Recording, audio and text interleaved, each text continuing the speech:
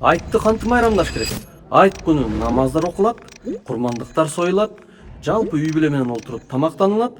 Жана ушул жерге келип, Ош шаарындагы Алимбек Даттаянчасына келип, жалпы эл менен көңүл ачып майрамды өткөрөсүздөр. Бул жерде бекер балмуздактар таркатылат, тамак аштар берилет, оюнчуктар берилет жана оюн зооктор болот. Негизгиси Аллах буйругандай мусулмандар жалпы майрамды өткөрөт. Келип катышыңыздар.